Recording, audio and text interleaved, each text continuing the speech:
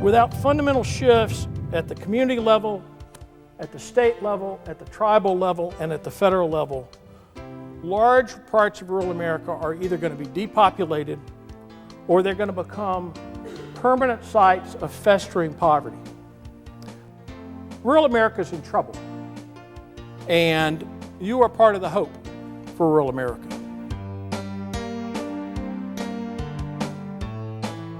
From 1994 to 2001, the Ford Foundation funded a national rural development demonstration called the Rural Community College Initiative, or RCCI. RCCI was designed and managed by MDC, a nonprofit organization in Chapel Hill, North Carolina. RCCI helped 24 community and tribal colleges work in partnership with their communities to expand access to education and develop their local economy. This video captures impressions from RCCI participants and observers from philanthropy, government, and academia. They speak out on why rural America matters and how community colleges can be catalysts for rural renewal.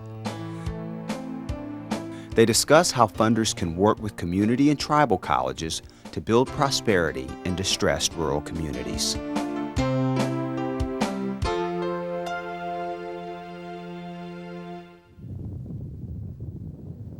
Rural places matter. In rural communities that have been on the back end of economic change, there are people who care deeply about these places, who have their roots there, and who want to make them better.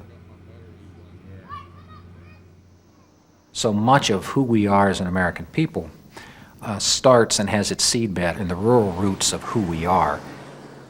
People should be able to have a good quality of life no matter where they live.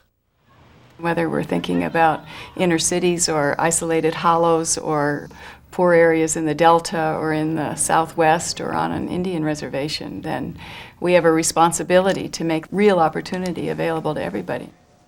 Rural America is an important part of the country. It's a third to a fourth of our total population base. It is where our extractive materials, or the minerals and grain, we're still the world's breadbasket. It's still important. There's not a person living in a city in this country that does not benefit from what happens in rural America and doesn't have a stake in rural America. So rural America matters a lot. It's in the best interest for both of us, those of us who happen to live in urban or those of us who happen to live in rural, to see that our fate really is co-joined, that there's benefit for both if we have that balance. We need to have that conversation, but in the meantime, rural's losing fast, and I think the conversation needs to start. We have a kind of nostalgic and romantic sense often about rural life, but it's also the place where life has been very good for some people, for the haves, and always been very hard for the have-nots. We face huge challenges in terms of illiteracy, poverty, lack of job opportunities, lack of jobs that pay above the minimum wage. Businesses aren't going to go someplace where you've got poor schools and poor medical care.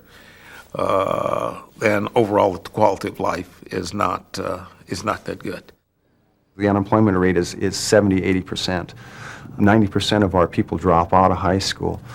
We've got the highest infant mortality rate.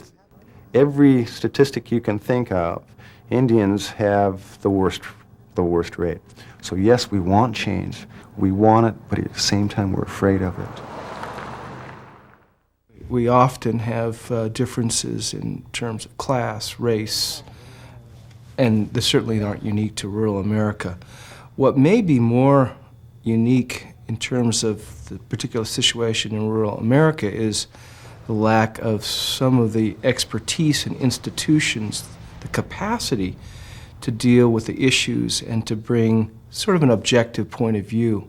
A lot of times the urban folks who come to work and help folks in the rural settings take for granted that you have tons of nonprofits, a large number of agencies, a large number of kind of neighborhood-based or community-based, and just folks that are out there in terms of organizations. And so they don't realize that a lot of times in the rural setting, while you have a handful, that one of the biggest challenges is the fact that you have to create infrastructure The challenge that faces us today is one of reinvigorating, almost reinventing many of our local institutions and empowering them to be more assertive in behalf of all of the local people in their community. What the RCCI did was give communities a chance and a structure and a process to be able to channel their hope and make something of it. Rural colleges have a real mission to take people from where they are to where they want to be. In rural America, the community college is one of the only entities there to make a difference. We have to make a difference. The people are depending upon us. I think what makes the rural colleges unique is that in lots of places they're the only game in town.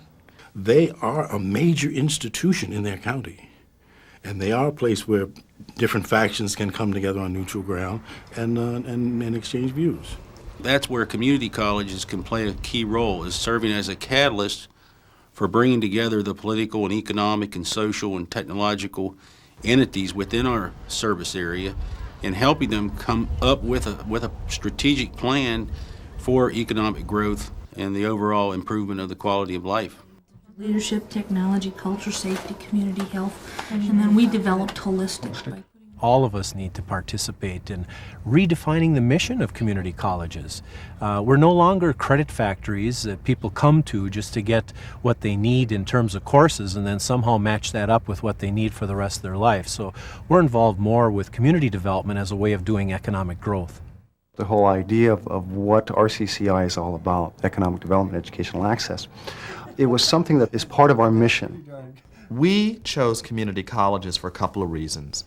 They have the ability to work effectively on the economic development side of the community development equation and also on the human development side. Community colleges are trusted by broad segments of the community. Community colleges also have strong flows of resources into them so that they could take on the sustained hard work of supporting a change process over a number of years. So they seemed to us like a very, very good place to start this work.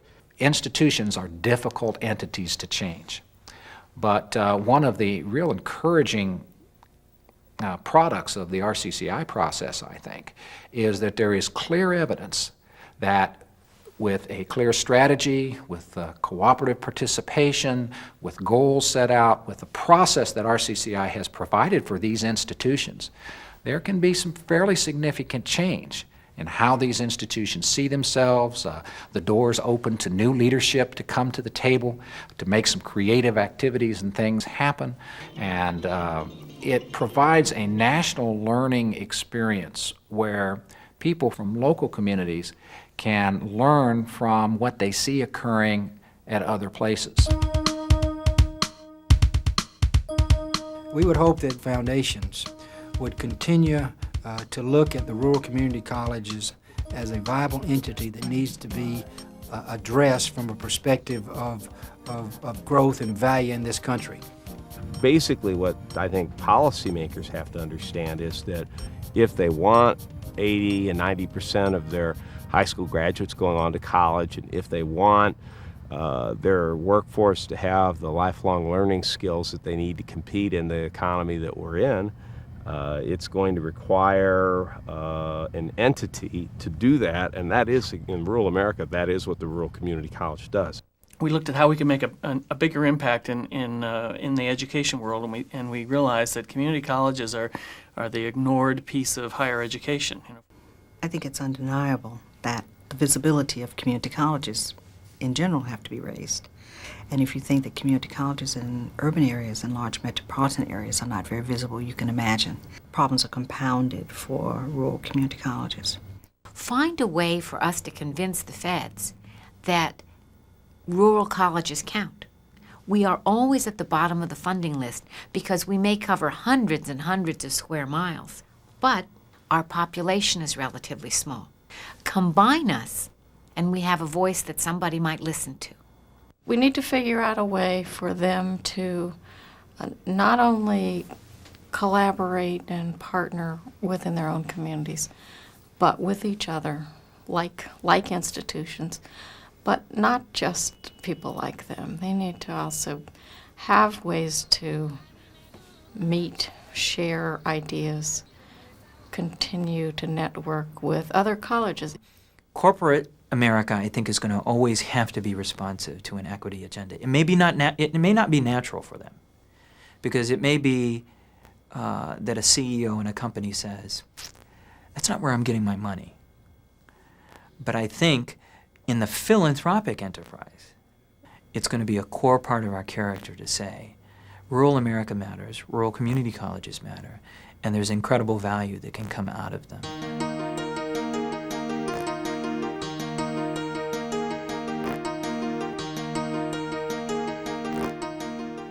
Rural policy has failed in America. It fails because of the erroneous assumption that we have public institutions that are designed to serve the unique needs of rural communities. You can, in fact, be the beginning of one of those unique institutions. You know your communities. Who in your community, what institution in your community is positioned to play this tough, difficult role? If you don't do it, who? I think there's a critical need for you to become a critical player in the national policy scene, for you to become a voice that can speak bottom up for the communities that you work in.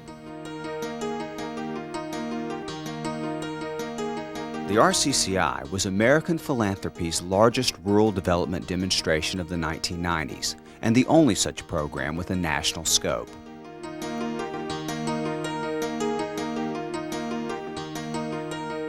Today, there is renewed interest in rural development on the part of philanthropy and the federal government.